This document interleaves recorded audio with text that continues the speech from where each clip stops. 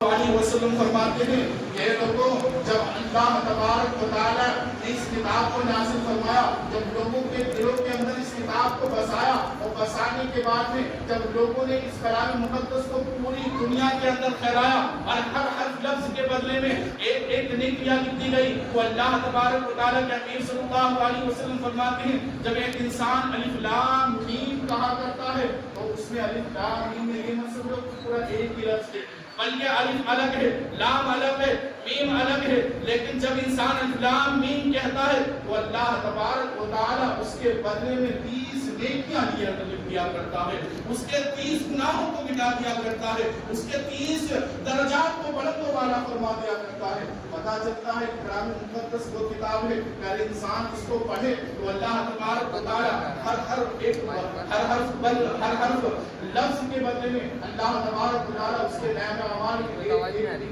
کیا کرتا ہے۔ پتہ چلتا ہے تو کلام مقدس ہے کہ جس کلام مقدس کو پڑھنے کے بعد میں اللہ تبارک و تعالی خود فرماتا ہے کہ جب انسان دنیا سے چلا جاتا ہے تو کل قیامت کے دن یہی کلام مقدس ہے کہ اس کی رہنمائی کرتا ہوا نظر آتا ہے، یہی کلام مقدس ہے کہتا ہوا نظر آتا ہے اے مولا یہ چاہے تیرا بندہ ہے، بہت بڑا گناہ گار ہے، بہت بڑا چابر ہے، تمام طرح کے ظلم کیا کرتا تھا، لیکن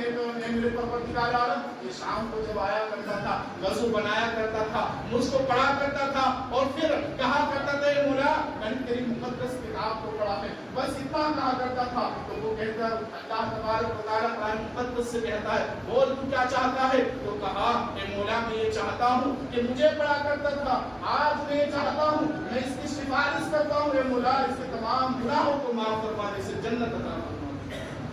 لیکن آج ہم نے قرآن مقدس کو کاپوں میں رکھ دیا ہے،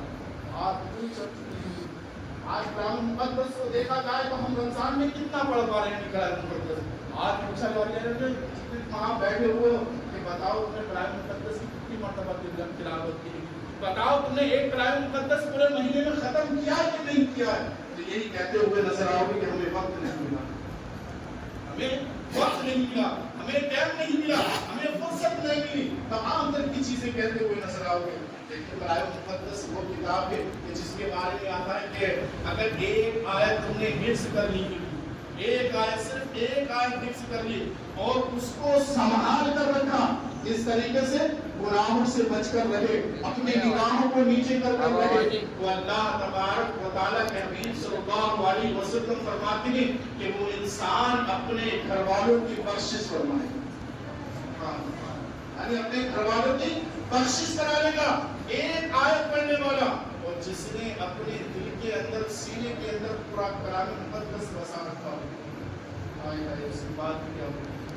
اللہ تبارک و تعالیٰ کے حبیب صلی اللہ علیہ وسلم فرماتے ہیں کہ جس کے دل کے اندر پورا کلام مقدس ہے اور اس مقدس کلام کو پڑھنے کے بعد میں اس کے اوپر عمل کیا ہے اس نے، تو کل قیامت کے دن اس کے ماں باپ کے سر پر ایک نورانی تاج رکھ دیا جائے گا اور لوگ رشک رہیں گے، پوچھیں گے یہ کیا وجہ ہے ان کے سر کے اوپر یہ تاج کیوں رکھا گیا ہے؟ کہا کہ دنیا کے اندر ان کا ایک بچہ تھا یا بچی تھی کہ جس نے دنیا کے اندر حفظ کیا اور اس کو سنبھال کر رکھا، لوگوں کو اس کی طرف بلایا، لوگوں کو سنایا، لوگوں کو بتایا کہ اللہ تبارک و تعالیٰ کا کلام وہ مقدس کتاب ہے کہ جس میں پڑھو گے ثواب پاؤ گے، جس نگاہوں سے دیکھو گے۔ اللہ تبارک و تعالیٰ کے حبیب صلی اللہ علیہ وسلم فرماتے ہیں کہ جس طرح اس نے حفاظت کرنے کا اس کے لیے حکم ہے اس طرح اس نے قرآن مقدس کی حفاظت کی، تو اللہ تبارک و تعالیٰ کے حبیب صلی اللہ علیہ وسلم فرماتے ہیں وہ اپنے گھر میں یعنی اہل خاندان میں جن کے اوپر جہنم واجب ہو چکی ہے ان کو جہنم سے نکال کر جنت میں لے کر جائیں گے، یعنی کلام مقدس کی برکت ہے۔ لیکن آج ہم اسی کلام مقدس کو بھولے بیٹھے ہیں، آج ہمارے گھروں میں کلام مقدس تو نہیں، لیکن دیکھا جائے تو وہ الماریوں میں سجے ہوئے ہیں۔ آج ہمارے گھر کے اندر کلام مقدس تو نہیں، لیکن دیکھا جائے تو ان کے اوپر دھول چڑھ چکی ہے، لیکن ہم پڑھنے کے لیے تیار نہیں۔ آج کیا وجہ ہے؟ آج ہماری اولاد ہم سے دور ہوتی چلی جا رہی ہے، آج ہمارے دلوں کے اندر نفرتیں پیدا ہوتی چلی جا رہی ہیں۔ وجہ یہی ہے کہ ہم نے دین تعلیم کو پیچھے چھوڑ